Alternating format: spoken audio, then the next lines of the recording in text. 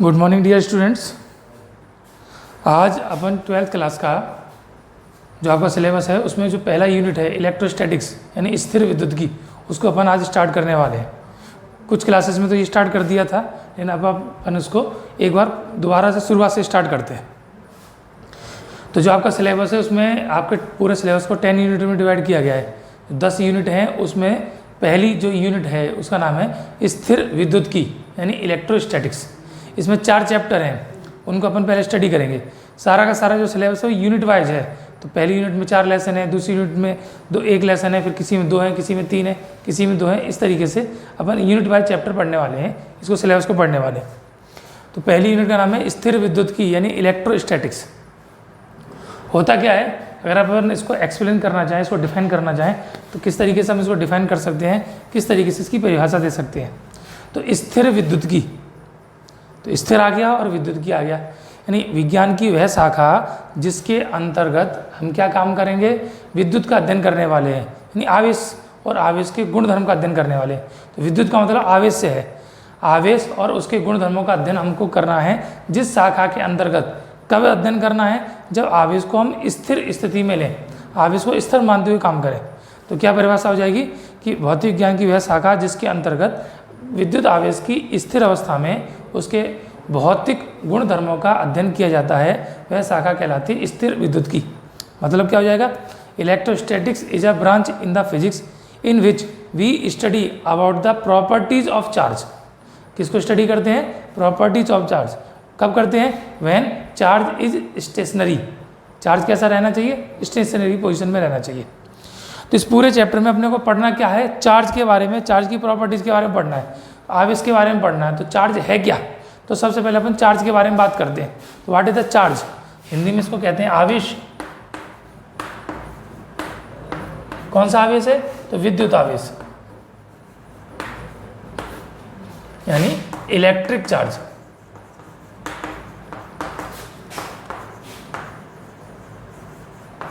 तो क्या चीज़ है इलेक्ट्रिक चार्ज, जो चार्ज है यानी विद्युत आवेश है क्या चीज़। अगर हम इसके बारे में कहें तो चार्ज होना, आवेशित होना, तो चार्ज क्या है, अगर हम इसके बारे में अगर एज ए डेफिनेशन समझना चाहें तो क्या होगा, तो charge is the property of the substance. जो सबस्टेंस हमने लिया उसकी एक प्रॉपर्टी है, यानी क्या है, प्रॉपर्टी ऑफ अ सबस्टेंस। क्या करता है, विच इज शो, किसको शो करता है, बाय विच मटेरियल अट्रैक्ट और रिपेल टू अनदर सबस्टेंस या अनदर मटेरियल। यानी विद्युत आवेश किसी वस्तु के पदार्थ का एक ऐसा गुण है जिसके द्वारा वह किसी दूसरे पदार्थ को अपनी ओर या तो आकर्षित करता है या प्रतिकर्षित करता है, या तो उसको अट्रैक्ट करेगा या रिपेल करेगा। तो जो प्रॉपर्टी होती है उसको प्रॉपर्टी को कहते हैं हम चार्ज। क्या कहते हैं उसको, विद्युत आवेश। कुछ है नहीं, लेकिन है क्या चीज़, अपने आप एक प्रॉपर्टी है, एक उसका गुणधर्म है। अभी हमने पढ़ा कि वो क्या करता है, या तो अट्रैक्ट करता है या रिपेल करता है, यानी आवेशित करता है, या उसको जो आवेश है उसको या तो आकर्षित करता है या उसको प्रतिकर्षित करता है। तो आकर्षण और प्रतिकर्षण यानी 2 टाइप के प्रॉपर्टी हो गए, 2 प्रकार के गुण हो गए। तो there are 2 type of charge. Charge कितने टाइप का हो गया, 2 टाइप का हो गया। तो एक तो होता है पॉजिटिव और दूसरा होता है नेगेटिव, यानी धनात्मक या ऋणात्मक। धनात्मक आवेश यानी पॉजिटिव चार्ज, ऋणात्मक आवेश यानी नेगेटिव चार्ज। तो 2 प्रकार का आवेश हो गया, पॉजिटिव और नेगेटिव। अब आवेश के बारे में हम बात करना चाहें तो आवेश का जो बेसिक टर्म है, जो आवेश जिससे बना है, वो बना है इलेक्ट्रॉन से। जो इलेक्ट्रॉन है उससे हम आवेश के बारे में विचार करते हैं। तो इलेक्ट्रॉन है क्या चीज़, हमने पढ़ रखा है कि जब भी कोई नाभिक होता है जो धनात्मक होता है, उसके चारों ओर वृत्ताकार मार्गों पर ऋणात्मक आवेशित कण गति करते हैं। तो नेगेटिव चार्ज पार्टिकल इसके सराउंडिंग मोशन करते हैं, और ये जो गति करते हैं अलग अलग ऑर्बिट्स में डिस्ट्रीब्यूट होते हैं। इनके कक्षक अलग अलग होते हैं, अलग अलग कक्षों में इनका वितरण होता है। हमने पढ़ रखा है, आपने केमिस्ट्री में पढ़ा होगा, जबकि जब इलेक्ट्रॉन इसका परमाणु मॉडल, तो उसमें एक मॉडल पढ़ा होगा अपना, एटम मॉडल किसका पढ़ा होगा, तो पढ़ा होगा नील्स बोर का। ध्यान में है, तो नील्स बोर का जो एटॉमिक स्ट्रक्चर है, परमाणु मॉडल है, उस मॉडल के अनुसार क्या क्या बातें आती हैं। तो दो तीन उसके जो तीन अवस्थाएं हैं, तीन उसकी एप्लीकेशंस हैं या तीन पॉस्टुलेशंस हैं, तीन अभिग्रहित जिसको बोल सकते हैं, वो क्या है इसके उसके नील्स बोर के मॉडल के। तो क्या क्या था, तो पहला था कि इलेक्ट्रॉन नाभिक के चारों ओर वृत्ताकार मार्गों में चक्कर लगाते हैं। क्या करते हैं, सर्कुलर पाथ पर ट्रैवल करते हैं। अब जब भी कोई पार्टिकल सर्कुलर पाथ पर गति करता है यानी वृत्ताकार मार्ग पर गति करता है तो उस पर एक फोर्स लगता है, एक बल लगता है जिसकी दिशा सदैव वृत्त के केंद्र की ओर होती है, towards the centre of the circle. जो फोर्स होता है उस फोर्स को क्या बोलते हैं, अविकेंद्र बल, सेंट्रीपेटल फोर्स। ये पहला स्टेटमेंट था। तो जो सर्कुलर पाथ पर ट्रैवल करता है तो उस पर एक फोर्स लगता है। तो फोर्स के बारे में आपने पढ़ा था mv²/r इज इक्वल टू कितना होता है, उस पर यानी इलेक्ट्रॉन पर नाभिक के द्वारा लगने वाले विद्युत आकर्षण बल। तो जो अट्रैक्शन फोर्स है नेगेटिव चार्ज पर ड्यू टू न्यूक्लियस, तो क्या था k q1 q2 यानी ZE इंटू E/r²। तो ये आपने पहली प्रॉपर्टी पढ़ी थी जिसको आपने पढ़ा था mv²/r is equal to k ZE²/r²। तो this is the first property of charge, first property of Bohr's model. जो बोर मॉडल है उसका पहला स्टेटमेंट है। तो जब भी कोई नाभिक के चारों ओर इलेक्ट्रॉन जब वृत्ताकार मार्ग पर गति करता है तो उस पर एक अभिकेंद्र बल लगता है, जिसको जो बल किसके द्वारा होता है, उस आवेश पर नाभिक के द्वारा लगने वाले आकर्षण बल के कारण होता है। दूसरा स्टेटमेंट क्या था कि इलेक्ट्रॉन क्या सभी ऑर्बिट्स में मोशन करते हैं, सारे के सारे कक्षकों में गति करते हैं, यानी उसका एक हिस्सा ही कक्षक होता है। तो ऐसा नहीं, उसके बारे में क्या था कि जब भी इलेक्ट्रॉन को कहीं बाहर से ऊर्जा मिलती है यानी एनर्जी मिलती है तो उससे वो एक्साइटेड हो जाते हैं, उत्तेजित हो जाते हैं और अपने निम्न ऊर्जा अवस्था से उच्च ऊर्जा अवस्था में यानी ग्राउंड स्टेट से, ग्राउंड एनर्जी स्टेट से अपर एनर्जी स्टेट में वो जंप कर जाते हैं। ठीक है, तो जंप कर जाते हैं इसका मतलब कोई उनकी स्टेशनरी ऑर्बिट्स नहीं होती है। तो दूसरा स्टेटमेंट क्या था कि जब वो जंप करते हैं तो जंप करते हैं और वहाँ पर कुछ समय रहकर वापस दोबारा अपने ग्राउंड स्टेट में वापस आ जाते हैं। तो जंप कहाँ पर करते हैं, तो केवल उन्हीं में ये सर्कुलर मोशन कर सकते हैं वेयर एंगुलर मोमेंटम यानी कि उनका कोणीय संवेग कितना होता है, h/2π का मल्टीपल होता है। तो NH/2π ये सेकंड स्टेटमेंट है। और थर्ड एंड फाइनल जो स्टेटमेंट था वो क्या था कि जब भी इलेक्ट्रॉन को एनर्जी मिलती है तो एक ऑर्बिट से दूसरे ऑर्बिट में जाते हैं तो जो एनर्जी गैप होता है E1 - E2 वो किसके बराबर होता है, h²। तो ऐसे ये तीन स्टेटमेंट आपने पढ़े, ये पहला स्टेटमेंट था, ये दूसरा था, तीसरा। अब इस स्टेटमेंट के आधार पर अगर हम बात करते हैं तो थर्ड स्टेटमेंट में हमने क्या पढ़ा था कि इलेक्ट्रॉन को जब भी एनर्जी मिलती है वो ग्राउंड स्टेट से यानी लोअर एनर्जी लेवल से अपर एनर्जी लेवल में जंप कर जाते हैं। तो जंप करते हैं कौन, इलेक्ट्रॉन जंप करते हैं। तो इलेक्ट्रॉन ही जंप करेंगे किसी दूसरे एनर्जी स्टेट में चले जाएंगे। अब सपोज कीजिए कि कोई भी जो हमारे पास एटम है उसमें कई सारे उसके ऑर्बिट्स हैं। ये फर्स्ट ऑर्बिट था, ये इसका सेकंड ऑर्बिट हो गया, ये इसका थर्ड ऑर्बिट हो गया, ऐसी एंड सो ऑन। ये इसका फाइनल ऑर्बिट है, लास्ट ऑर्बिट। तो यहाँ से जंप करेगा तो यहाँ पर जंप करके चला जाएगा, यहाँ से जंप करेगा तो इधर जाएगा, ऐसे ही जंप करते करते अपर एनर्जी स्टेट में चला जाएगा। तो फॉर एग्जांपल जैसे आप क्लास में प्रमोट होते हो, 9 से 10th में गए, 10 से 11th में गए, 11 से 12th में गए, अब इसी स्कूल में आप लास्ट क्लास यानी 12th में हो। ऐसे ही अपन एज्यूम करें कि कोई भी इलेक्ट्रॉन लास्ट ऑर्बिट में है, अंतिम कक्षक में है, उसके बाद अगर इसको एनर्जी मिलेगी तो क्या कर जाएगा, यहाँ से जंप होकर कैसे हो जाएगा, फ्री हो जाएगा, यानी मुक्त इलेक्ट्रॉन हो जाएगा। जब वह लास्ट ऑर्बिट में है तो उसका मतलब क्या है कि वहाँ से फ्री होकर वो क्या हो जाएगा, मुक्त अवस्था में आ जाएगा। तो स्वतंत्रता पूर्वक गति करेगा इस परमाणु के नाभिकीय बंधन से, इसकी जो बाइंडिंग है उस बाइंडिंग से या उसके जो अट्रैक्शन फोर्स है उस अट्रैक्शन फोर्स से फ्री हो जाएगा। तो ये इलेक्ट्रॉन चला जाएगा, जाते जाते कहाँ पर जाएगा, किसी दूसरे एटम पर जंप कर जाएगा। तो जब भी इसमें कोई भी चार्ज का डिस्ट्रीब्यूशन होगा इलेक्ट्रॉन के थ्रू होगा, यानी आवेश का जो आदान प्रदान है वो किसके द्वारा होगा, इलेक्ट्रॉन के द्वारा।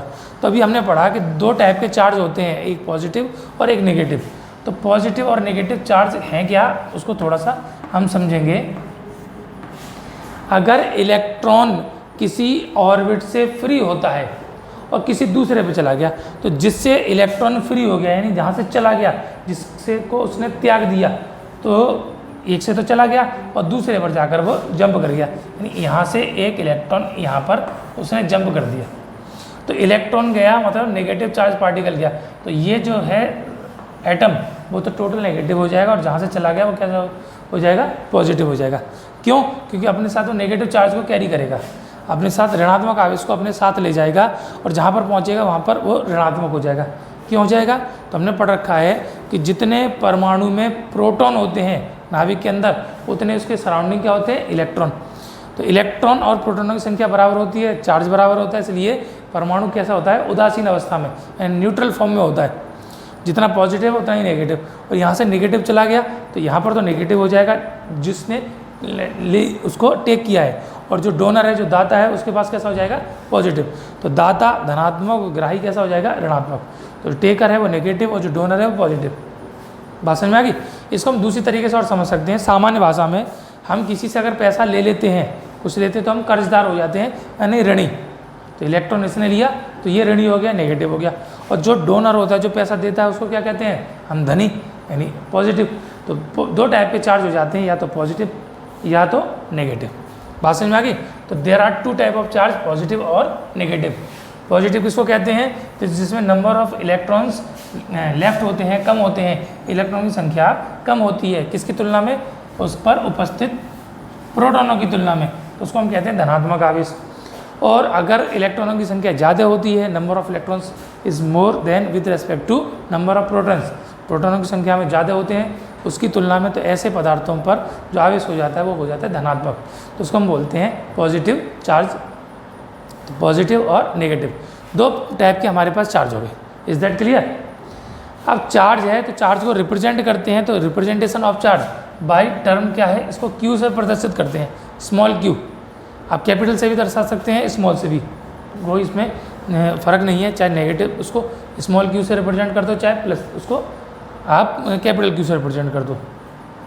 ये हो गया विद्युत आवेश का, जिससे हम प्रदर्शित करते हैं।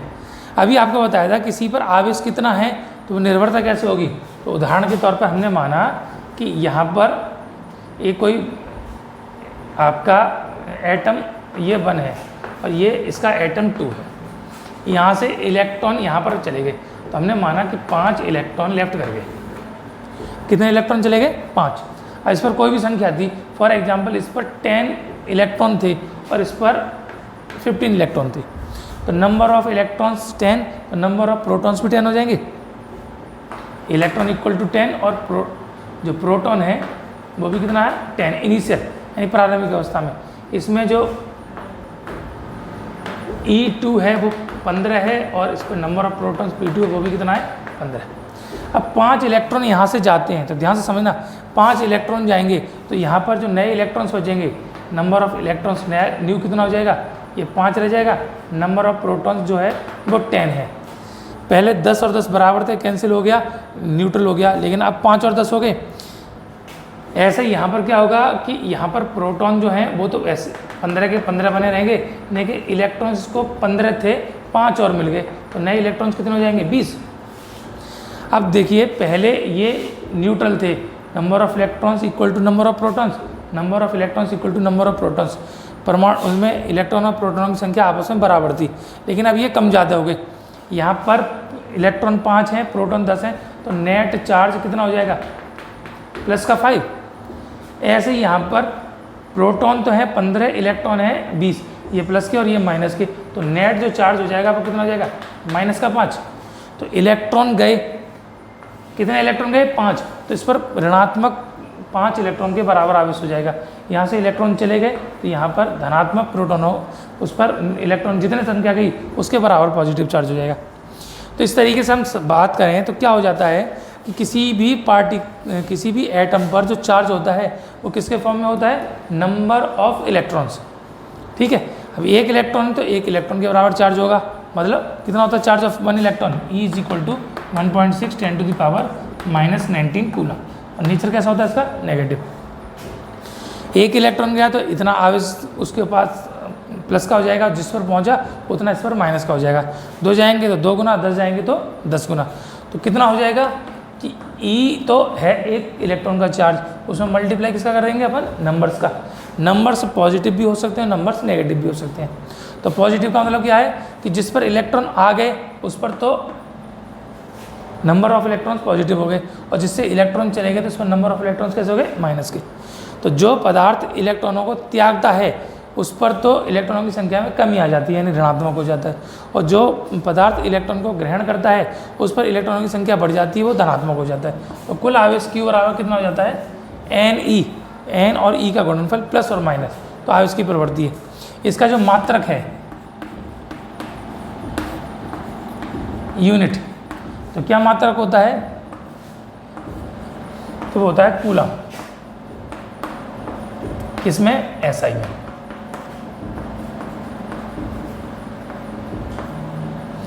SI यानी MKS सिस्टम में इसकी जो यूनिट होती है वो कूलम होती है, ठीक है। CGS में अगर हम ले लेते हैं तो CGS में इसका होता है स्टेट कूलम,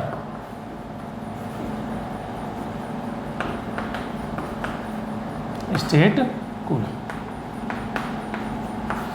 MKS में कूलम और CGS में स्टेट कूलम, ठीक है। अब इसकी अगर हम डायमेंशन निकालें, डायमेंशन यानी विमा निकालें,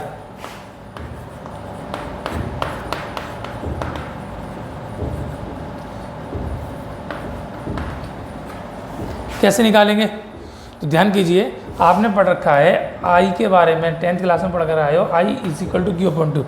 आवेश के प्रवाह की दर को विद्युत धारा कहते हैं। The rate of flow of charge is said to be electric current. तो Q की वैल्यू कितनी हो जाएगी, I × T। I यानी विद्युत धारा, इलेक्ट्रिक करंट, और T यानी समय, दोनों मूल राशियाँ यानी फंडामेंटल क्वांटिटी।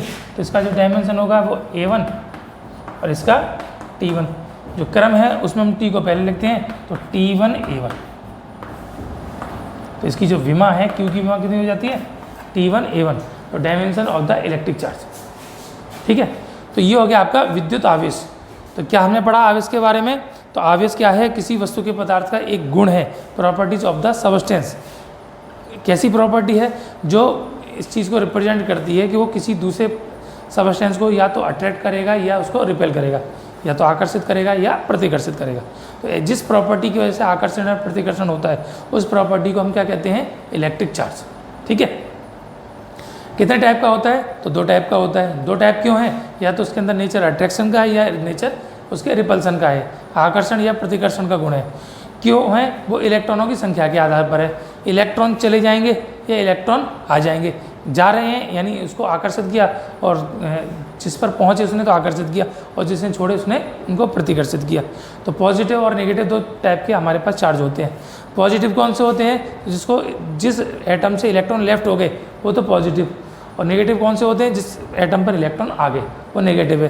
तो टोटल चार्ज कितना हो जाता है, number of moving electron multiply by charge of 1 electron, गति करने वाले इलेक्ट्रॉनों की संख्या गुणा 1 इलेक्ट्रॉन का आवेश, ठीक है। ये संख्या धनात्मक ऋणात्मक दोनों प्रकार की हो सकती है, लेकिन E का मान सदैव ऋणात्मक रहता है, 1.6 × 10⁻⁻⁹ कूलम। उदाहरण के तौर पर अभी हम इसी सवाल को समझ सकते हैं कि 5 इलेक्ट्रॉन गए, तो इसके 5 इलेक्ट्रॉन गए तो इस पर नंबर ऑफ इलेक्ट्रॉन्स माइनस हो गए, तो -5 मल्टीप्लाई करना है -1.6 से, तो माइनस माइनस प्लस हो जाएगा। तो यहाँ से इलेक्ट्रॉन चले गए तो इस पर आवेश कैसा हो जाएगा, प्लस का। यहाँ पर इलेक्ट्रॉन आ गए तो नंबर ऑफ इलेक्ट्रॉन्स कितने हो गए, +5, और चार्ज कितना है, माइनस का 1.6 × 10⁻⁻⁹ मल्टीप्लाई किया तो +5 मल्टीप्लाई -1.6, माइनस और प्लस का गुणा होगा तो टोटल माइनस हो जाएगा, तो इस पर नेट चार्ज कैसे हो जाएगा, नेगेटिव, ठीक है। यूनिट क्या होती है, तो यूनिट होती है इसकी कूलम SI में, और CGS में क्या होती है, स्टेट कूलम। डायमेंशन इसका जो विमा है वो कितनी होती है, तो I = Q/T, तो Q = I × T। तो क्या क्या हो गया, A1 T1 क्रम में लिखेंगे तो T पहले लिखेंगे, A बाद में लिखेंगे, तो T1 A1 is the dimension formula of electric charge, ठीक। इसके आगे की बात करते हैं, तो आवेश तो हमने पढ़ा, तो आवेश क्या है, Q = NE। हम इसकी प्रॉपर्टीज देखें, इसके गुणधर्म क्या है, प्रॉपर्टीज ऑफ चार्ज। विद्युत आवेश के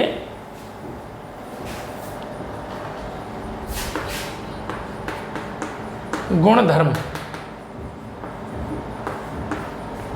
मतलब प्रॉपर्टीज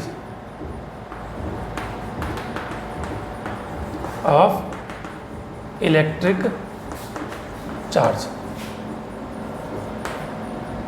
तो प्रॉपर्टीज क्या है, तो ध्यान देंगे। तो 4 प्रॉपर्टी हैं जिससे हम आवेश को एक्सप्लेन कर सकते हैं। क्या क्या चीज़ हैं? पहली है आवेश सदैव संरक्षित रहता है, यानी संरक्षण के सिद्धांत का पालन करता है। संरक्षण के सिद्धांत, संरक्षण के पालन करता है। संरक्षण का मतलब law of conservation.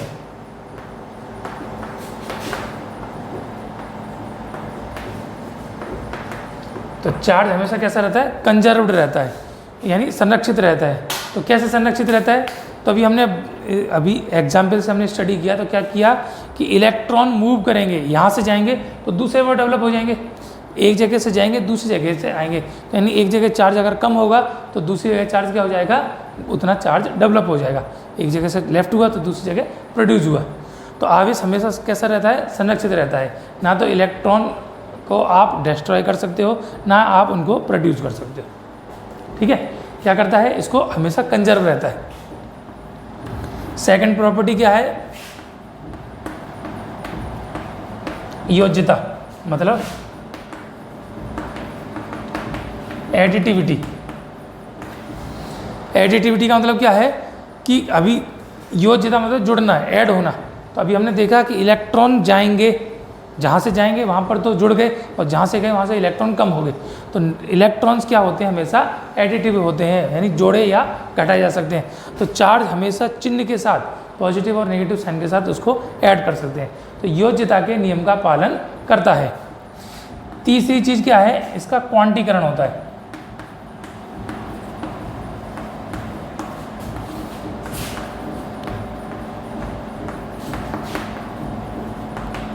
Quantization of charge. तो क्वांटीकरण का मतलब क्या है?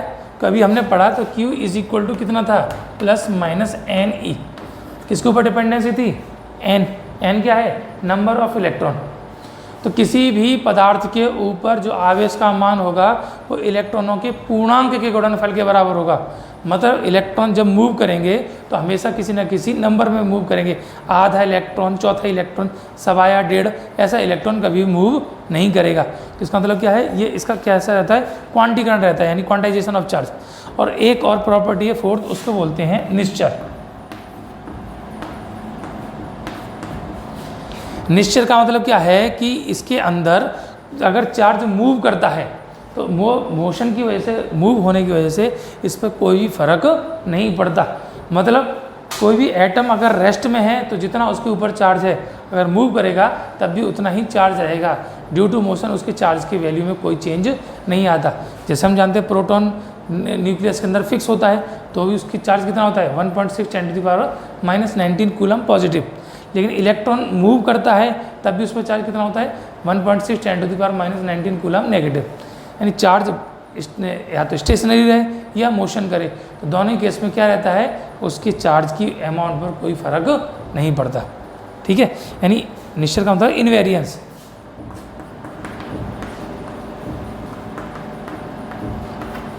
चार्ज कैसा रहता है? इनवेरियंस। तो इसकी जो प्रॉपर्टीज हैं 4 क्या हो गई? एक तो चार्ज ऑलवेज कंजर्व, हमेशा कैसा रहता है? संरक्षित रहता है। दूसरा है लॉ ऑफ एडिटिविटी, योज्यता के नियम का पालन करता है। आता है या जाता है तो जुड़ता है या घटता है। कैसे? चिन्ह के साथ, यानी पॉजिटिव और नेगेटिव साइन के साथ। संरक्षित रहता है मतलब है ना तो इसको डिस्ट्रॉय कर सकते हैं, ना ही हम इसको प्रोड्यूस कर सकते हैं। तो हमेशा संरक्षित बना रहता है, ना तो ख़त्म होता है ना ही उत्पन्न होता है। क्वांटाइजेशन होता है यानी क्वांटीकरण। तो आवेश हमेशा इलेक्ट्रॉनों के पूर्णांक के गुणनफल के पदों में रहता है। और निश्चर यानी इनवेरियंस रहता है, तो मोशन की वजह से इस पर कोई फर्क नहीं पड़ता। बात समझ में आ गई? तो ये है प्रॉपर्टीज ऑफ चार्ज। अब चार्ज की प्रॉपर्टी हमने पढ़ ली, चार्ज की स्टडी कर लिया। चार्ज है क्या, कैसे काम करता है, क्या क्या इसके गुणधर्म होते हैं। अब अभी हमने पढ़ा कि जब इलेक्ट्रॉन एक से दूसरे पर मूव करते हैं तो उस पर चार्ज डेवलप हो जाता है। एक से चार्ज लेफ्ट हुआ और दूसरे पर डेवलप हुआ, तो जिस परमाणु से इलेक्ट्रॉन चले गए उस पर आवेश का मान घटेगा, और जिस पर पहुंच गए उस पर आवेश का मान बढ़ेगा। बढ़ेगा मतलब जैसा मान चलिए, जैसे कोई पहले पार्टिकल जो न्यूट्रल था, उदासीन था, कोई भी एटम, उस पर इलेक्ट्रॉन आ गए या इलेक्ट्रॉन चले गए, दोनों केस में क्या होगा, चले जाएंगे वहाँ से तो वो धनात्मक आवेशित हो जाएगा यानी पॉजिटिव चार्ज, और उस पर इलेक्ट्रॉन आ जाएंगे तो वो ऋणात्मक आवेशित हो जाएगा मतलब नेगेटिव चार्ज हो जाएगा। तो जो चार्ज है वो इलेक्ट्रॉन के मोशन की वजह से वो पॉजिटिव या नेगेटिव ये उसके ऊपर डेवलप होता है। Is that clear? तो आवेश, हम किसी पदार्थ के ऊपर आवेश कैसे उत्पन्न कर सकते हैं, मतलब हम उसको कैसे आवेशित कर सकते हैं, तो आवेशित करने की विधियाँ, आवेशन की विधियाँ।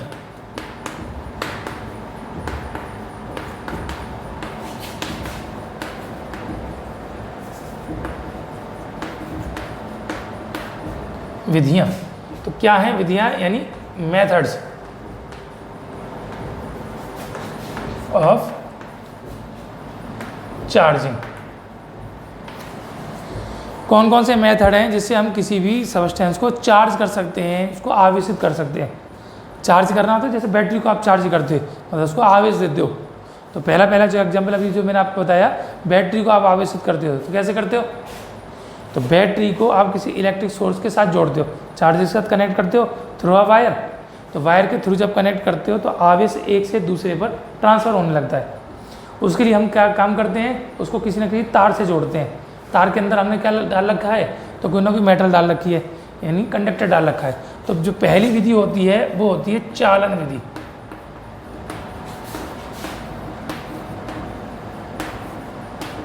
चालन विधि, तो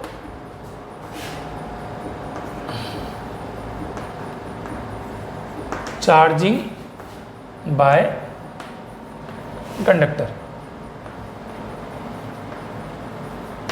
कंडक्टिंग कर सकते हैं, चार्जिंग बाय कंडक्टिंग। तो कंडक्टिंग के थ्रू चार्जिंग तो कैसे होता है, बहुत आसान तरीका है कि कोई भी चीज़ जो आपको चार्ज करनी है, यानी ये न्यूट्रल है और ये एक्टिव है जिससे आपको चार्ज करनी है, तो हम क्या काम करते हैं, ये पॉजिटिव चार्ज है सब कुछ और ये न्यूट्रल है, तो उसको आपने क्या काम किया, एक तार के थ्रू आपने इसको जोड़ दिया। तो क्या होता है इस केस में, जिस पर आवेश का मान ज़्यादा है यानी उच्च आवेश से निम्न आवेश की ओर आवेश गति करता है। चालन विधि में क्या होता है कि जैसे ही हम जिस चालक को आवेशित करना है उसको हम आवेशित चालक के साथ किसी चालक तार के द्वारा जोड़ देते हैं। तो उच्च आवेश से निम्न आवेश की ओर निम्न आवेश की ओर आवेश गति करता है। और कब तक गति करता है, जब तक कि दोनों पर आवेश का मान एक समान ना हो जाए। तो उदाहरण के तौर पर इस पर आवेश Q है और इस पर आवेश कितना है, 0। आवेशन होने के पश्चात इस पर आवेश हो गया कुछ ना कुछ,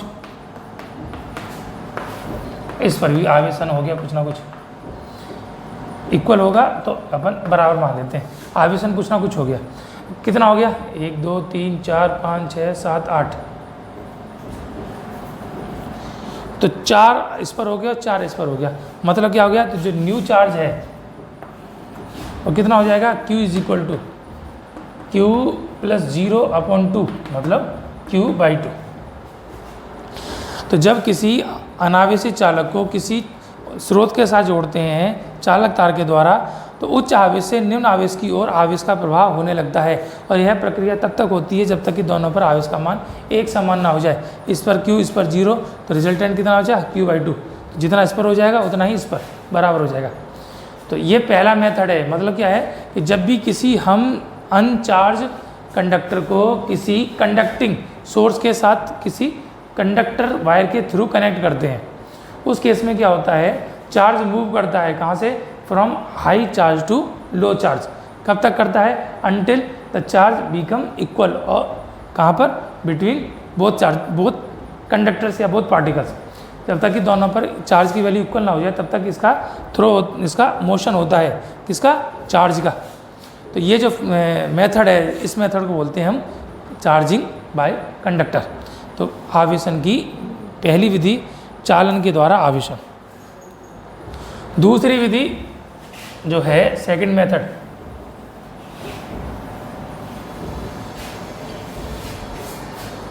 घर्षण विधि।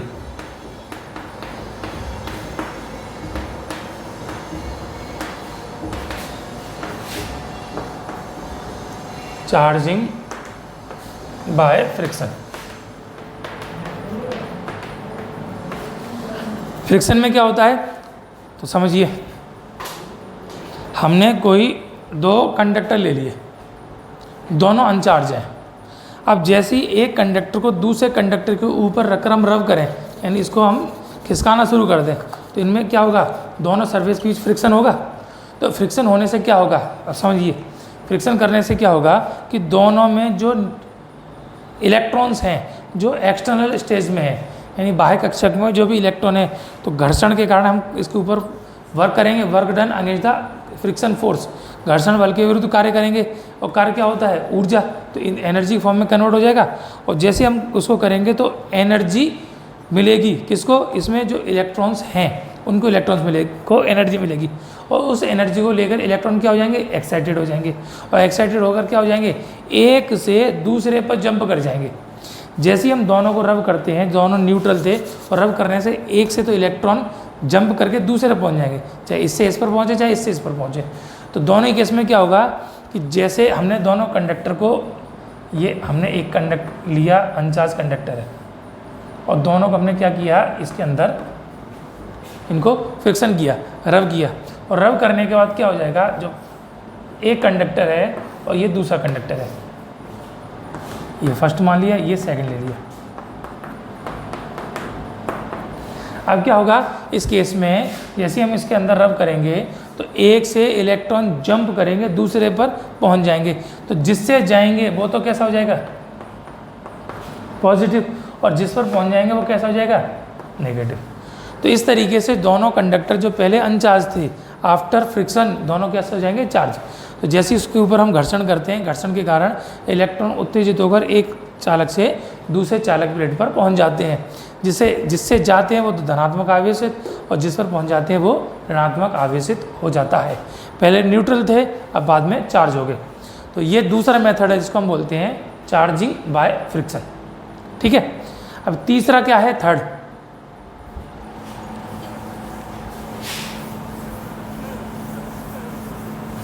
जो तीसरी विधि है उसको बोलते हैं प्रेरण विधि।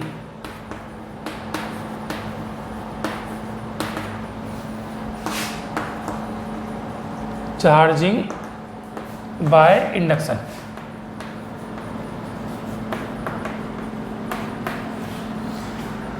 इंडक्शन यानी प्रेरण, ये आप 10th में भी पढ़कर आए हो, प्रेरित धारा, चुंबकीय प्रेरण, ये 10th में आपने पढ़ रखा है, वही टर्म है। तो प्रेरण जो शब्द है उसी से एक मिलता जुलता शब्द है जिसको बोलते हैं प्रेरणा। क्या होती है प्रेरणा, तो किसी से देखकर हम कुछ चीज़ सीखते हैं, उसको प्रेरणा बोलते हैं। तो ऐसी इंडक्शन होना मतलब ना तो हमने कंडक्टिंग किया, ना तो हमने तार जोड़ा, ना ही उसके अंदर फ्रिक्शन किया, दोनों में से कुछ भी काम नहीं करते। एक पार्टिकल हमने रख दिया और दूसरे अनचार्ज पार्टिकल अलग रख दिया, उसको देखते देखते उसके अंदर चार्ज प्रॉपर्टीज डेवलप हो गई, तो इसको बोलते हैं प्रेरण विधि। तो है क्या कि जैसे हमने एक कोई चालक प्लेट ले ली, कंडक्टिंग प्लेट्स जो चार्ज है, उसके पास हमने अनचार्ज प्लेट लाकर रख दी, ना तो हमने इसको तार से जोड़ा, ना ही हमने इसके ऊपर रब किया, ये पहला केस। उसके बाद क्या होगा, आप ध्यान से समझना, इसमें जो भी चार्ज है, और ये अनचार्ज है लेकिन कैसी है, कंडक्टिंग है, यानी चालक प्लेट है, और कैसी है, उदासीन।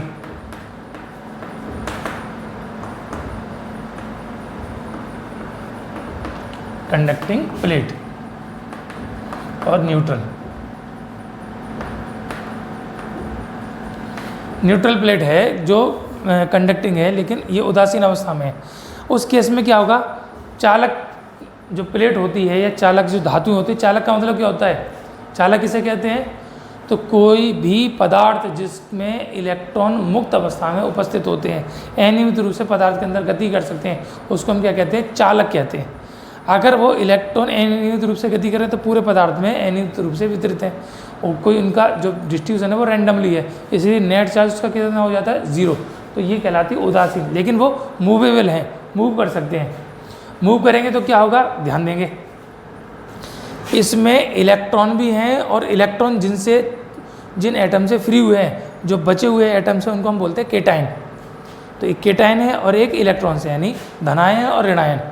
तो धनायन और ऋणायन दोनों प्रकार के हैं, नेगेटिव और पॉजिटिव दोनों हैं। तो इसके जितने भी नेगेटिव चार्ज पार्टिकल होंगे वो इस पॉजिटिव से अट्रैक्ट होंगे और जितने भी पॉजिटिव पार्टिकल होंगे उससे रिपेल होंगे। तो क्या हो जाएगी, ये पॉजिटिव प्लेट थी हमारी, तो ये सेकंड प्लेट, इसके अंदर जितना भी नेगेटिव चार्ज पार्टिकल है वो तो क्या हो जाएगा, अट्रैक्ट होकर इस लेयर पे आ जाएगा, और जितना भी पॉजिटिव है वो रिपेल होकर इसकी दूसरी लेयर पे आ जाएगा। सारे के सारे नेगेटिव तो अट्रैक्ट हो जाएंगे और सारे के सारे पॉजिटिव रिपेल हो जाएंगे, हाँ या ना। तो ये पहली स्टेज और ये इसकी सेकंड स्टेज हुई। उसके बाद क्या होगा कि अगर हम दूसरे प्लेट जो है उसके एक्सटर्नल सरफेस को ग्राउंड से कनेक्ट कर दें, अर्थिंग कर दें उसकी, तो ये तो इस पर हमने कुछ नहीं किया, ये तो जैसा था वैसा का वैसा पॉजिटिव बना रहेगा। इसमें एक्सटर्नल सरफेस को हमने अर्थिंग किया है, तो जितना भी इस पर चार्ज है वो सारा का सारा कहाँ चला जाएगा, ग्राउंड में। क्योंकि ग्राउंड क्या होता है, huge source of negative charge. Negative charge की जगह हम उसको ह्यूज सोर्स ऑफ चार्ज कह सकते हैं। नेगेटिव और पॉजिटिव दोनों चार्ज होते हैं, तो सारा पॉजिटिव ज़मीन में चला जाएगा, केवल और केवल नेगेटिव जो चार्ज है वो इसकी इनर सरफेस है उस पर बना रहेगा। तो ध्यान दीजिए, पहले केस में ये प्लेट अनचार्ज थी, अब फाइनली हमने क्या कर दिया, इस पर नेगेटिव चार्ज हो गया। कितना चार्ज हुआ, जितना इस पर पहली प्लेट पर पॉजिटिव था उसी के इक्वल इस पर चार्ज कैसा हो जाएगा, नेगेटिव। अगर ये नेगेटिव प्लेट होती तो यहाँ पर हो जाता पॉजिटिव चार्ज, और पॉजिटिव प्लेट है तो कैसा हो गया, नेगेटिव चार्ज। तो ये चार्ज को हमने ना तो प्लेटों को जोड़ा है ना इसमें फ्रिक्शन कराया है, उसके बावजूद भी चार्ज उसके ऊपर डेवलप हो गया। तो this method of charging is said to be charging by induction, यानी आवेशन की प्रेरण विधि। ठीक है, तो ये तीन तरीके हैं जिससे आप किसी भी सब्सटेंस को चार्ज कर सकते हो। जनरली हम जो यूज करते हैं वो कहलाता है हमारा चार्जिंग बाय कंडक्शन, यानी आवेशन की चालन विधि। तो सीधा सीधा तार से तार उसको हम जोड़कर सोर्स से किसी भी सब्सटेंस को जोड़कर तो आवेशित करते हैं फ्रॉम हाई टू लो। कब तक करते हैं, जब तक कि दोनों पर इक्वल ना हो जाए। दूसरा बाय फ्रिक्शन, फ्रिक्शन करते हैं तो फ्रिक्शन करने से वर्क डन होता है अगेंस्ट द फ्रिक्शन फोर्स, घर्षण बल के विरुद्ध किया गया कार्य। और कार्य क्या होता है, ऊर्जा का एक रूप होता है, तो वो ऊर्जा उत्पन्न हो जाती है किन पर, दोनों पर। ऊर्जा पाकर इलेक्ट्रॉन उत्तेजित हो जाते हैं, यानी एक्साइटेड हो जाते हैं। एक्साइटेड होकर एक प्लेट से दूसरी प्लेट पर जंप कर जाएंगे, जिससे जाएंगे वो तो पॉजिटिव हो जाएगा, जिस पर पहुंचेंगे वो नेगेटिव हो गया। तो ये जो दूसरा मेथड है उसको बोलते हैं चार्जिंग बाय फ्रिक्शन। तीसरा मेथड जो था, तो तीसरा मेथड में क्या है कि हम एक चार्जिंग बाय इंडक्शन, प्रेरण के द्वारा। तो किसी भी उदासीन प्लेट को, चालक प्लेट को जब हम किसी आवेशित प्लेट के निकट रखते हैं तो प्रेरण के द्वारा इस प्लेट के आंतरिक भाग पर इसी के बराबर और विपरीत प्रकार का आवेश उत्पन्न हो जाता है, equal in magnitude and opposite in nature. आवेश का मान परिमाण में समान और प्रकृति में विपरीत उत्पन्न हो जाता है। इस विधि को बोलते हैं हम प्रेरण विधि। ठीक है, तो ये तीन विधियां हैं जिसके द्वारा हम इसको क्या कर सकते हैं, पदार्थ को आवेशित कर सकते हैं। ये सारा था, अब तक का जो पोर्शन था वो थ्योरेटिकल था। अब यहाँ से आपका मैथमेटिकल यानी डेरिवेटिव पोर्शन शुरू होने वाला है। तो क्या है, अभी हमने पढ़ा कि आवेश किसे कहते हैं कि पदार्थ का वह गुण जिसके कारण वह दूसरे पदार्थ को या तो वैद्युत रूप से आकर्षित करता है या वैद्युत रूप से प्रतिकर्षित करता है।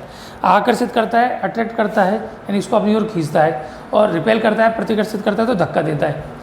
खींच रहा है या धक्का दे रहा है, दोनों केस में क्या हो रहा है, उसके ऊपर बल लगा रहा है। तो जो कितना फोर्स लगा रहा है, कितना बल लगाएगा, उस बल की गणना करनी है अपने को। यहाँ से आपका मैथमेटिकल काम शुरू होने वाला है। तो ये है, इसके लिए जो हम स्टेटमेंट पढ़ने वाले हैं वो कहलाता है कूलाम का नियम।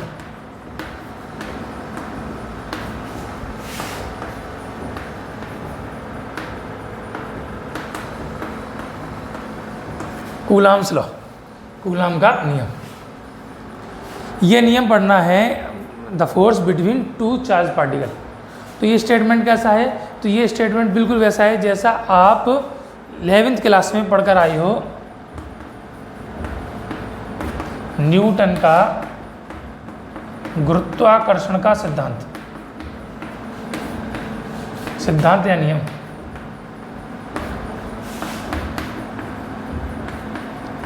Newton's law of gravitation.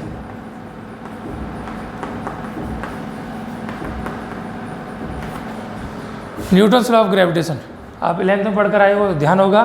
तो क्या था कि दो पिंडों के मध्य, एक जिसका द्रव्यमान m1 एक का द्रव्यमान m2 और दोनों के केंद्रों के बीच की दूरी r है, तो ये एक दूसरे के ऊपर आकर्षण का बल लगाते हैं जिसको गुरुत्वाकर्षण बल कहते हैं। तो क्या था कि दो पदार्थिक कणों के मध्य लगने वाला आकर्षण या केवल आकर्षण है, गुरुत्वाकर्षण बल उनके द्रव्यमानों के गुणनफल के समानुपाती और इनके बीच की दूरी के वर्ग के व्युत्क्रमानुपाती होता है।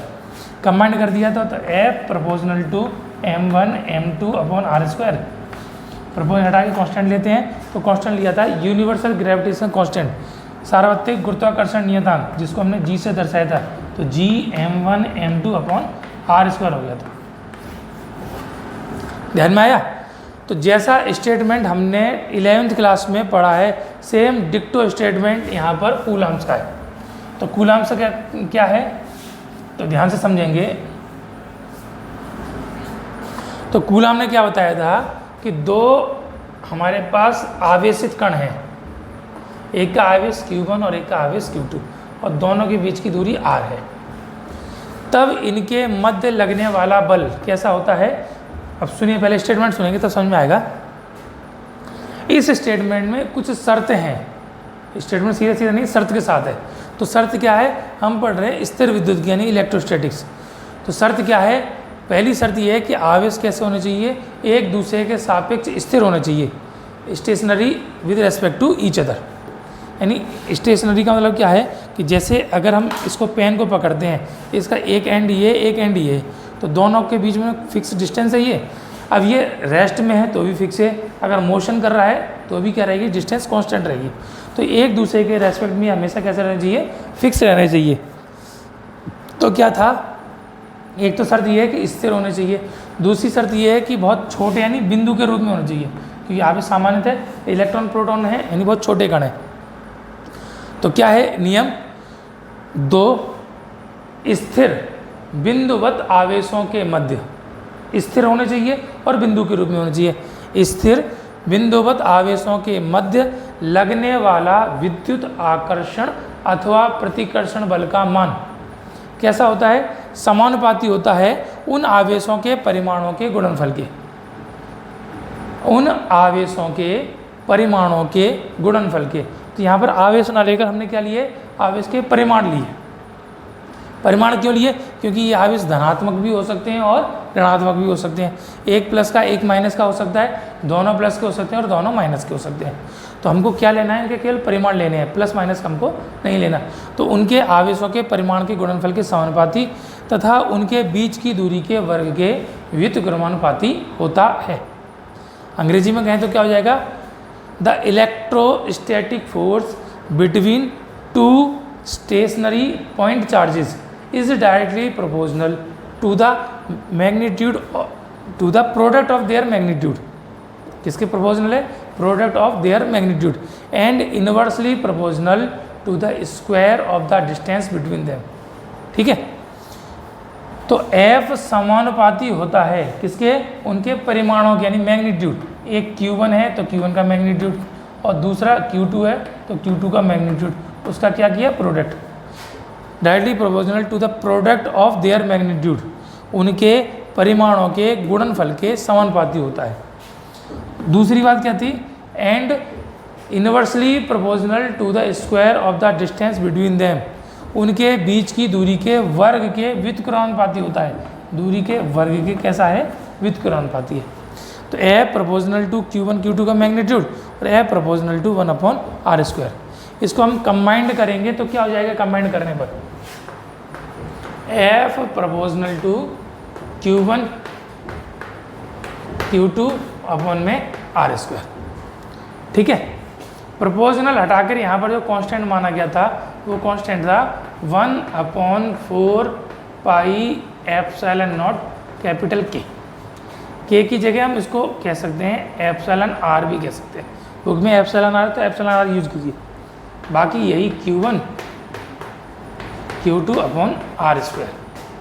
ये फोर्स हो गया, फोर्स है तो यानी बल है तो मात्रक क्या होगा इसका, न्यूटन। प्रोपोर्शनल हटा के हमने कांस्टेंट लिया है 1/4πε0 इंटू εr। अब इसमें पूरे कांस्टेंट में 1 हम जानते हैं नंबर है, फिक्स है, 4 नंबर है, फिक्स है, पाई 22/7 फिक्स है, नंबर है। तो ये तीन चीज़ तो हम जानते हैं। अननोन अब हमारे पास रह गया एक ε0 और एक εr। तो ε0 को कहते हैं निर्वात की विद्युतशीलता।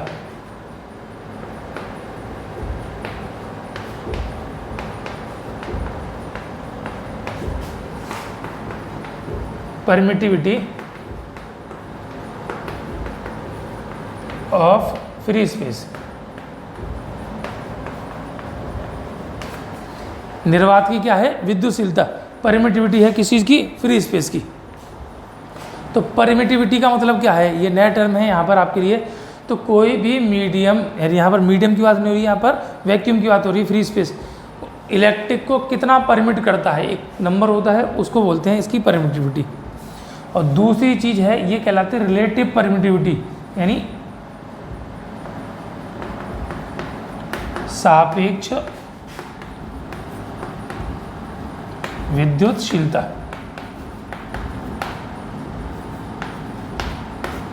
मतलब रिलेटिव परमिटिविटी।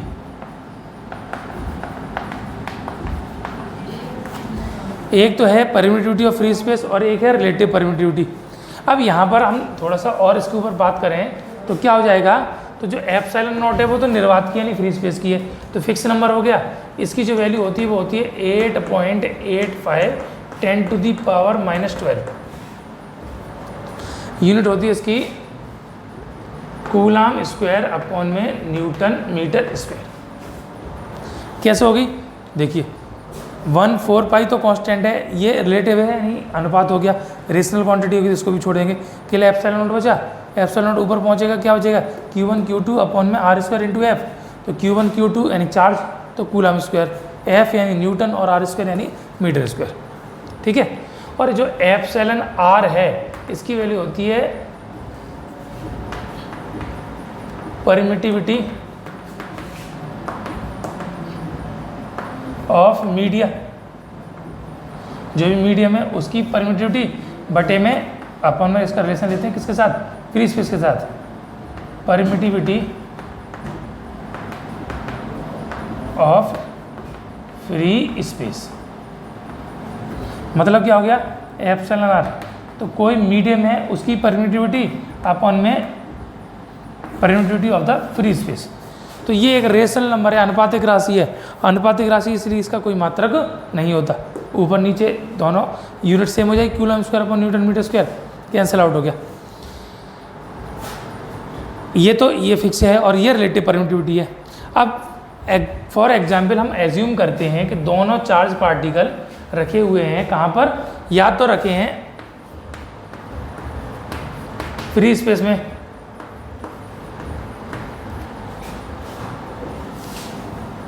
निर्वात की विद्युतशीलता, और ये माध्यम की विद्युतशीलता हो गई, ये निर्वात की विद्युतशीलता हो गई। हिंदी वाले समझ लें, ये तो क्या है?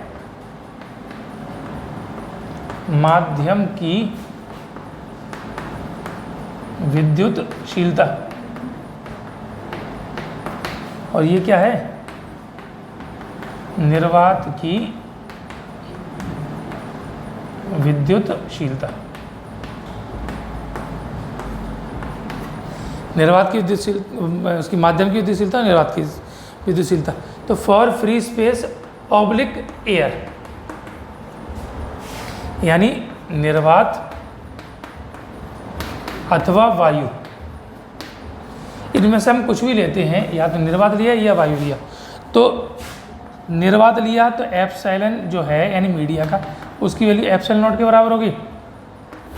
और एयर लिया तो उसकी वैल्यू एक बार समझेंगे,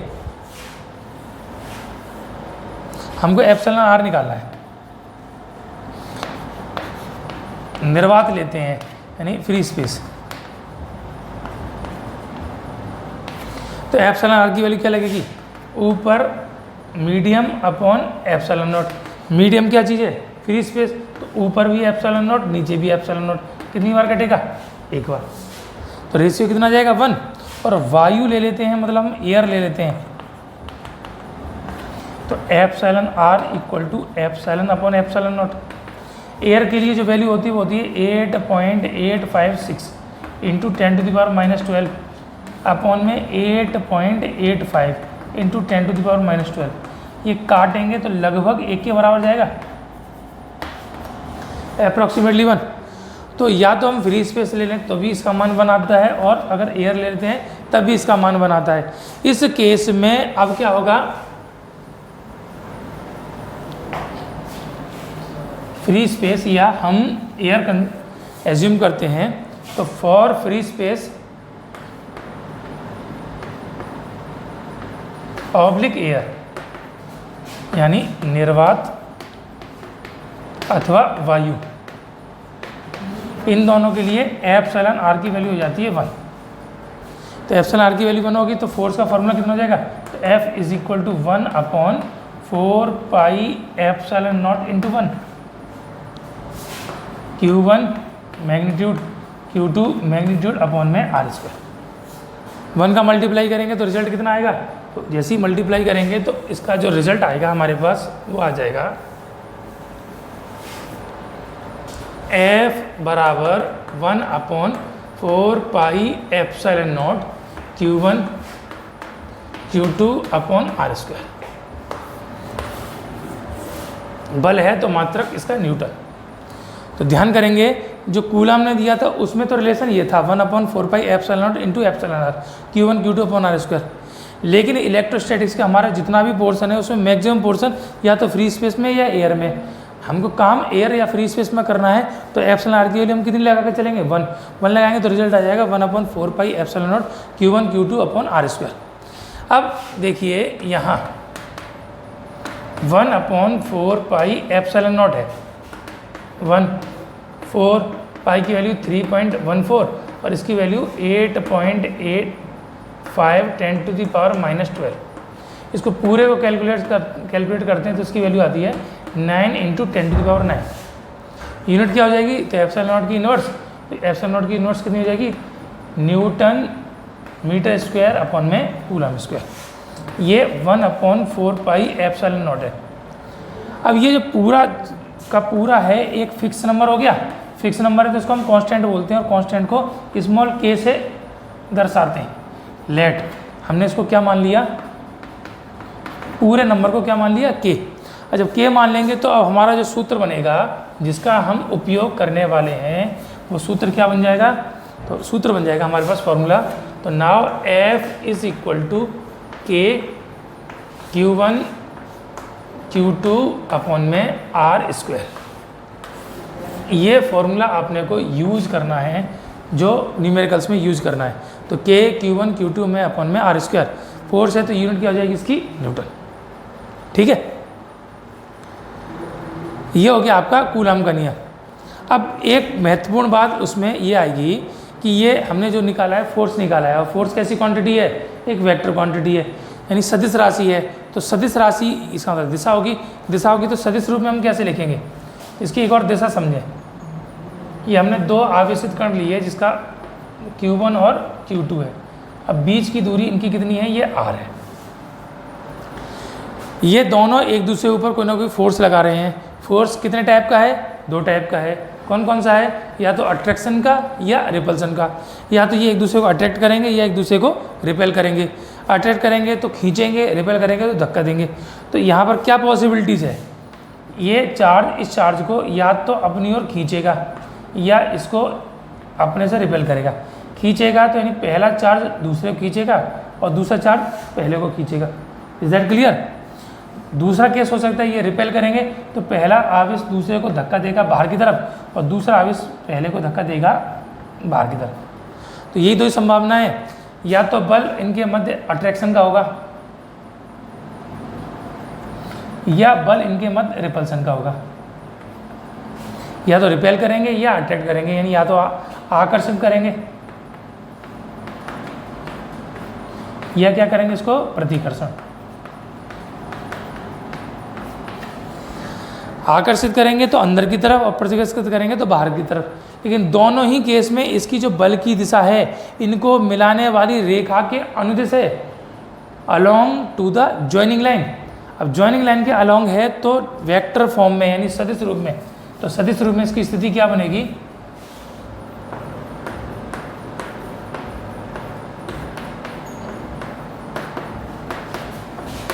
इन वेक्टर्स फॉर्म।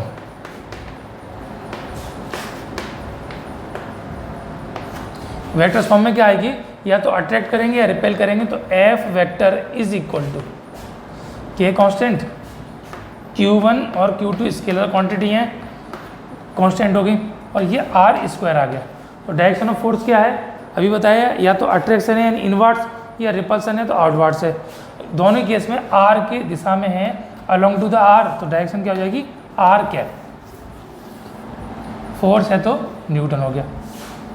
कैप के बारे में हम जानते हैं एकांक सदिश यानी यूनिट वेक्टर, इसकी वैल्यू क्या होती है, वेक्टर अपॉन मैग्नीट्यूड। वेक्टर तो है ये R वेक्टर, मैग्नीट्यूड कितना है इसका केवल R, दोनों के बीच की दूरी R है। अब हमारा जो फोर्स होगा उसकी वैल्यू कितनी हो जाएगी, यानी फॉर्मूला है, वो फॉर्मूला क्या हो जाएगा वेक्टर फॉर्म में, तो नाउ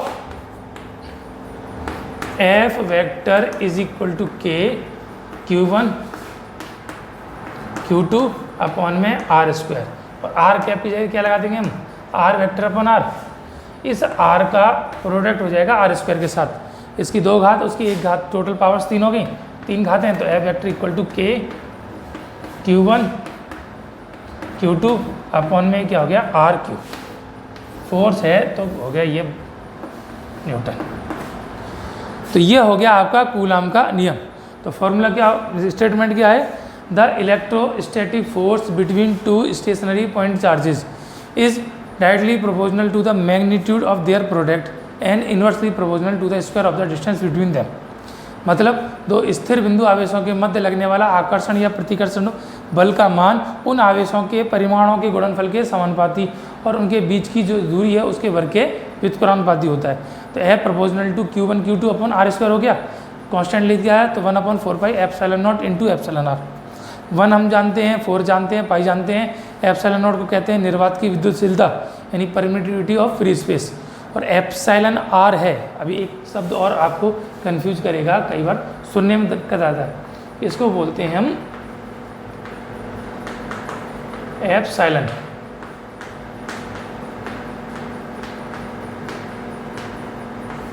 ये क्या शब्द है, एप्सिलॉन।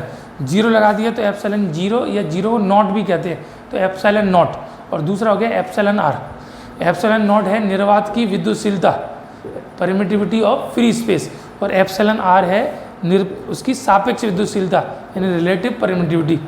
रिलेटिव यानी सापेक्ष का मतलब हमेशा तुलना होती है, तो आप कंपेयर करोगे, किसकी करोगे, किसी मीडियम की, किसके साथ करोगे, फ्री स्पेस के साथ, यानी किसी माध्यम की विद्युतशीलता बटे में उस निर्वात है उसकी विद्युतशीलता। तो epsilon upon epsilon R। Generally हमारा जो काम है इलेक्ट्रोस्टैटिक्स का वो कहाँ पर है, वो काम है हमारा या तो फ्री स्पेस में निर्वात में या एयर में यानी वायु में। तो निर्वात है तो एप्सिलॉन जो है उसका मान एप्सिलॉन नॉट के बराबर हो गया, यानी 8.85 गुणा 10 की घात -12, नीचे भी 10 की घात -12, ऊपर भी 10 की घात -12, नंबर बराबर है, एक दूसरे कैंसिल कर देंगे तो अनुपात कितना आ जाएगा, 1 के बराबर। अगर हमने उसको वायु ले लिया है तो उसकी वैल्यू होती है उसकी विद्युतशीलता की 8.856 इंटू 10⁻⁻12 बटे में है 8.85 10⁻⁻12, भाग देंगे तो लगभग 1 के बराबर आएगा। तो चाहे हम वायु लें या निर्वात लें तो एप्सिलॉन R की वैल्यू हमेशा कितनी आती है, 1। उस केस में वैल्यू पुट करते हैं तो F बराबर 1/4 pi epsilon naught Q1 Q2 upon में R स्क्वायर। तो 1/4 पाई ये तो नंबर फिक्स है, एप्सिलॉन नॉट की वैल्यू भी फिक्स हो गई। तो 1/4 इंटू पाई की वैल्यू 22/7 यानी 3.14, और एप्सिलॉन जो नॉट है उसकी वैल्यू 8.85 10⁻⁻12। सॉल्व किया, इन दोनों को मिलाकर सॉल्व करते हैं तो रिजल्ट आ जाता है हमारा 9 गुणा 10 की घात 9 यानी 9 इंटू 10⁻9। ये रिजल्ट आ गया। उस रिजल्ट को एक कांस्टेंट मान लिया, उस कांस्टेंट को हम के से रिप्रेजेंट करते हैं, तो F इक्वल टू आ जाता है के Q1 Q2 अपॉन में R स्क्वायर। फोर्स है तो मात्रक इसका यूनिट हो जाएगी न्यूटन। फोर्स यानी वेक्टर क्वांटिटी तो वेक्टर फॉर्म में लिखेंगे, तो या तो दोनों आवेश एक दूसरे को अट्रैक्ट करेंगे तो फोर्स की डायरेक्शन कैसे होगी, इनवर्ड्स। या रिपेल करेंगे तो डायरेक्शन ऑफ फोर्स कैसी होगी, आउटवर्ड्स। या तो धक्का देंगे तो बाहर जाएंगे, आकर्षित करेंगे तो अंदर जाएंगे। धक्का दें चाहे अंदर करें, दोनों केस में क्या होगा, जो फोर्स है वो along to the joining line, उनकी जो मिलाने वाली रेखा है उसके अनुदिश होगा। तो आर की दिशा में होगा, तो दिशा होगी इसकी आर कैप। तो ए वेक्टर किसके पदों में आ गया, आर कैप। कैप यानी एकांक सदिश यूनिट वेक्टर, तो r vector upon r. Value put करेंगे तो आर नीचे तो क्यूब हो जाएगा, यहाँ पर आर वेक्टर हो जाएगा। थोड़ा सा उसको करेक्शन कर लीजिए, Q1 Q2 into are vector तो ये बचा था, और बटे में क्या आ गया, आर क्यू, फोर्स है तो न्यूटन। तो ये बल हो गया आपका दो स्थिर आवेशों के बीच लगने वाला बल। ठीक है, इसको बोलते हैं हम कूलम का नियम। बात समझ में आ गई। अब इसके आगे अगर हम बात करते हैं, अभी हमने विचार किया है कि आवेशों की संख्या कितनी है, केवल 2 है। तो 2 आवेश एक दूसरे पर इतना बल लगाते हैं। अगर हम आवेशों की संख्या 2 से ज़्यादा ले लें, 3 ले लें, 4 ले लें, 5 ले लें, तो आवेश ज़्यादा हो गए, तो ऐसी को हम बोलते हैं बहुल आवेश।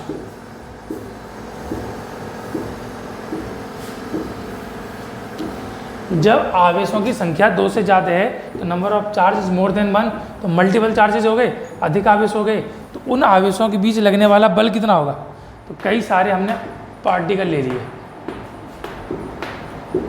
उसमें से कोई एक आवेश हमने Q मान लिया, ये Q1 है, ये Q2 है, ये Q3 है, ये Q4 है, ये Q5 है, एंड सो ऑन, ये Qn है, ये ले लिए। तो पहले से दूसरे के बीच की दूरी ये हमने मान ली R1,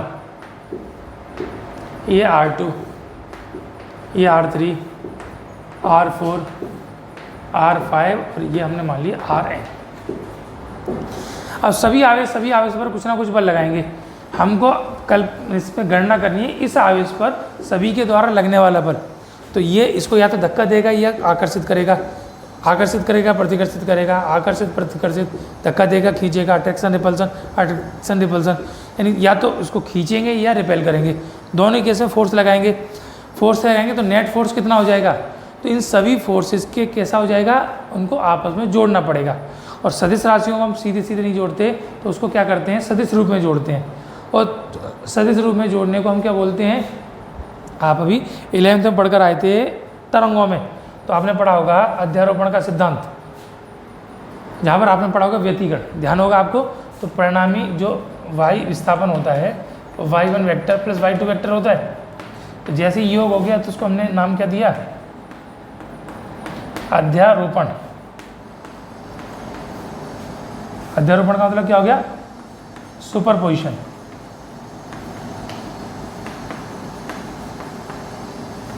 तो वही यहाँ पर फोर्स का सुपरपोजिशन होगा, तो यहाँ हो जाएगा अध्यारोपण किसका, बलों का।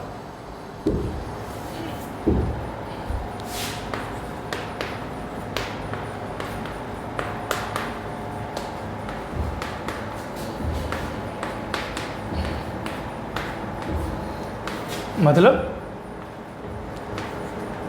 Superposition of force.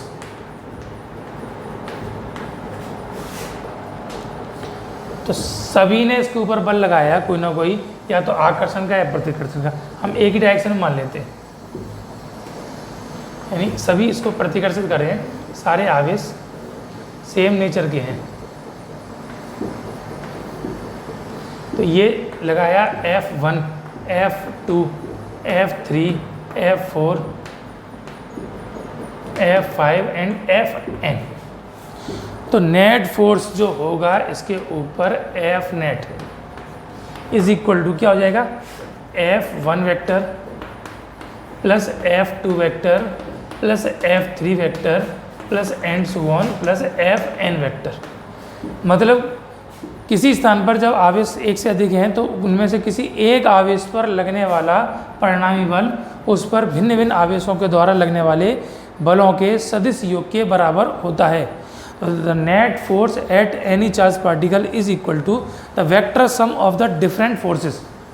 तो सारे जो डिफरेंट फोर्सेस हैं उनके वेक्टर सम के इक्वल हो जाएगा। तो कितना हो जाएगा, तो देखिए एफ नेट के एक तो है Q1 और दूसरा इसमें Q फिक्स है। डिस्टेंस कितनी है R1, तो R1 स्क्वायर, तो R1 कैप सदिश राशि है तो कैप के साथ आएगी। दूसरा K Q2 और ये कैपिटल Q है, अपन में R2 square R cap, plus तीसरा कितना हो जाएगा K Q3 capital Q upon में R3 स्क्वायर और ये R cap, plus and so on.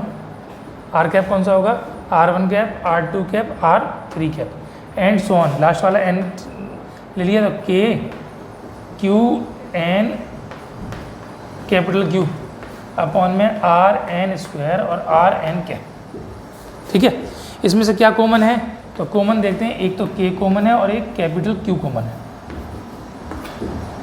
बाकी जो बचा वो क्या बचा, तो बचा Q1 अपॉन में R1 square R1 cap,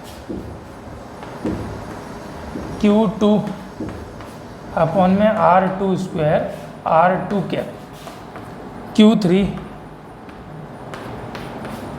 R3 square R3 cap, plus and so on Qn upon में Rn स्क्वायर और Rn कैप।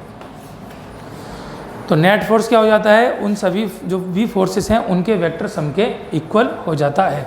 इसको बोलते हैं principle of superposition of force, यानी बलों के अध्यारोपण का सिद्धांत। तो जब आवेशों की संख्या 2 से अधिक है उस स्थिति में जो परिणामी बल लगता है उन सभी के सदिश योग के बराबर हो जाता है। ठीक है, चलिए नेक्स्ट अब इसके आगे अपन न्यूमेरिकल करेंगे, तो अगले लेक्चर में अपन उसको स्टार्ट करेंगे। Thank you.